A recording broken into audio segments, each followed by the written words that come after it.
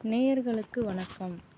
ஆலயங்கள் பற்றிய அரிய தகவல்களையும் சுவாரஸ்யமான தகவல்களையும் அறிந்து கொண்டு வருகிறோம். அந்த வகையில் இன்று நாம் காணப்போகும் சுவாரஸ்யமான தகவல் திருவண்ணாமலை கோபுரங்கள் பற்றியவை. திருவண்ணாமலை கோயிலில் 9 கோபுரங்கள் உள்ளன. அவற்றின் ஒவ்வொன்றிற்கும் ஒரு சிறப்பான வரலாறும் ஒரு புராண கதையும் உண்டு. 9 கோபுரங்களில் இன்று நாம் கிளி கோபுரம் என்று கூறப்படும் கோபுரத்தின் சிறப்பையும் புராண கதையையும் அறிய இருக்கிறோம். திருவண்ணாமலையில் வாழ்ந்த அருணகிரிநாதரை அனைவருக்கும் தெரியும்.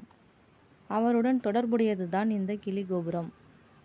பிரபுதேவராயர் என்னும் மன்னன் திருவண்ணாமலையை ஆட்சி செய்தார். அவரின் அவை புலவராக இருந்தவர் சம்பந்தாண்டான் என்னும் புலவன். மன்னனின் மிகுந்த அன்பையும் அரவணைப்பையும் அருணகிரிநாதர் பெற்றிருந்தார். அதனை கண்டு சம்பந்தாண்டான் பொறாமை கொண்டான். திருவண்ணாமலையில் இருந்து அருணகிரிநாதரை விரட்ட வேண்டும் என்று எண்ணம் கொண்டு சூழ்ச்சி செய்ய நினைத்தான். ஒரு நாள் மன்னர் மனம் களைப்பில் இருந்தபோது அவரிடம் சென்ற சம்பந்தாண்டான் அருணகிரி ஒரு போலி துறவி என்றும் அவன் ஒரு பெண்ணாசை கொண்டவன் என்றும் தங்களிடம் தவறான காரணத்திற்காகத்தான் நட்புடன் நடந்து கொள்வது போல் நடிக்கிறான் என்றும் வஞ்சகமாக கூறினான். ஆனால் மன்னர் இதனை ஏற்றுக்கொள்ளவில்லை. அதற்கு மாறாக சம்பந்தாண்டான் மீதே மிகுந்த கோபத்துடன் அவனை திட்டினார் அரசர். இருந்தாலும் சம்பந்தாண்டான் விடவில்லை. மீண்டும் மன்னரிடம், எனக்கும் அருணகிரிக்கும் போட்டி வையுங்கள், இருவரும் பாடல் பாடுகிறோம். என்னுடைய பாடல் மூலம் நான் காளி தேவியை வரவழைக்கிறேன். அதேபோன்று அருணகிரி முருகப்பெருமானை வரவழைக்க வேண்டும். அப்போது நான் அருணகிரியை உண்மையான முருக பக்தன் என்பதை ஒப்புக்கொள்கிறேன் என்றான். அரசருக்கு இதில் விருப்பமில்லை. இருந்தாலும் காளி தேவியையும் முருகரையும் ஒன்றாக தரிசனம் செய்ய வேண்டும் என்ற எண்ணம் அரசருக்கு வந்தது. இப்போட்டியானது நாளையே நடைபெற வேண்டும் என்று அரசர் உத்தரவிட்டார். போட்டி குறித்த செய்தி அருணகிரிநாதருக்கு தெரிவிக்கப்பட்டது. அருணகிரிநாதருக்கு இதில் கொஞ்சம் கூட விருப்பமில்லை. இருந்தாலும் அனைவரின் கட்டாயத்தின் பேரில் ஒப்புக்கொள்கிறார். அன்று இரவு சம்பந்தாண்டான் ஊருக்கு வெளியில் உள்ள காளி கோவிலில் காளிக்கு சிறப்பு பூஜைகள் செய்கிறான். பூஜைக்கு இணங்கிய காளி தேவி சம்பந்தாண்டானுக்கு காட்சி தருகிறாள். காளியை வணங்கிய அவன் நாளை தனக்கும் அருணகிரிநாதருக்கும் நடைபெறவுள்ள போட்டி குறித்து தெரிவிக்கிறான். தாயே, நாளை நான் பாடல் பாடியவுடன் நீங்கள் வரவேண்டும் என்று கூறுகிறான்.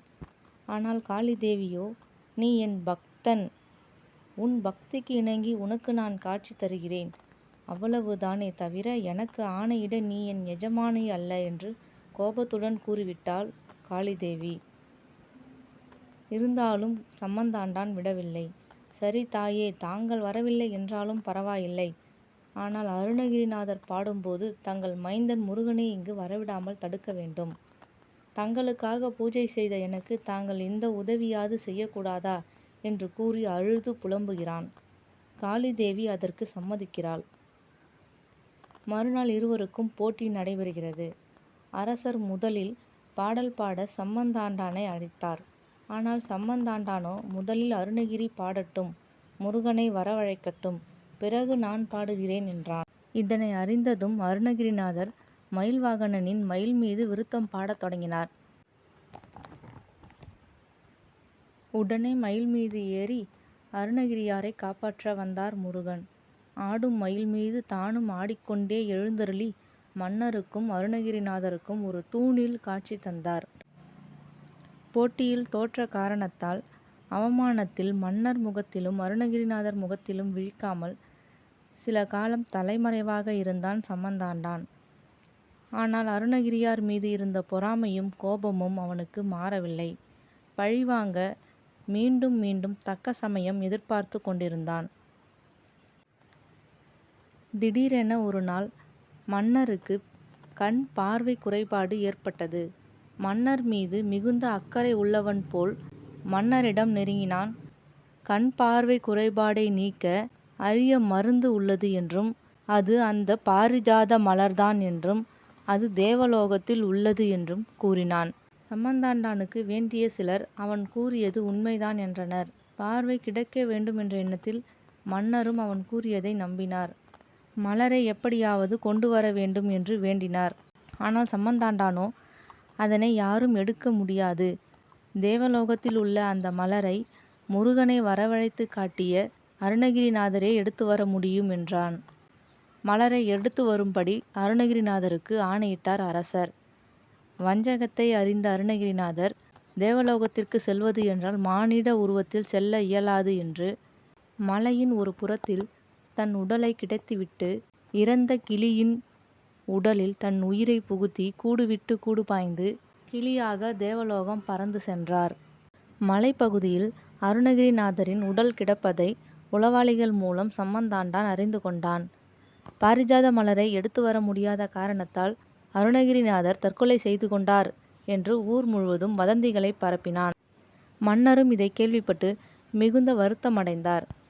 மன்னரிடம் சென்ற சம்பந்தாண்டான் அருணகிரிநாதரின் உடலை உடனே எரியூட்ட வேண்டும் என்றும் தாமதமானால் தீமை நடைபெறக்கூடும் என்றும் அரசரிடம் கூறினான். இதனால் அவசர அவசரமாக அருணகிரிநாதரின் உடலுக்கு தீ வைக்கப்பட்டது. உடல் எரிந்து சாம்பலானது. இதற்கிடையில் தேவலோகம் சென்று திரும்பிய அருணகிரிநாதர் பாரிஜாத மலருடன் வந்தார். தன் உடல் எரியூட்டப்பட்டதைக் கண்டு மிகுந்த அதிர்ச்சி அடைந்தார். இருப்பினும் மலரை கொண்டு அரசருக்கு கண் பார்வை திரும்ப கிடைக்கச் செய்தார். பின்பு திருவண்ணாமலையில் உள்ள கோபுரத்தின் மீது அமர்ந்து முருகர் மீது பல பாடல்களை கிளி ரூபத்திலேயே பாடினார். சில காலம் கழித்து திருத்தணிக்கு சென்ற அவர் முருகனின் திருப்புகழை பாடியே முக்தியடைந்தார். திருவண்ணாமலையில் உள்ள கோபுரத்தில் கிளி ரூபத்திலேயே சில காலம் இவர் வாழ்ந்ததினால் இக்கோபுரம் கிளி கோபுரம் என்று வழங்கப்பட்டு வந்தது. அருணகிரிநாதரை எரியூட்டப்பட்ட இடம் கோவிலின் பின்புறம் இன்றும் இருப்பதாக நம்பப்படுகிறது. ஓம் நம சிவாய. காணொளியை கண்ட அனைவருக்கும் மிக்க நன்றி.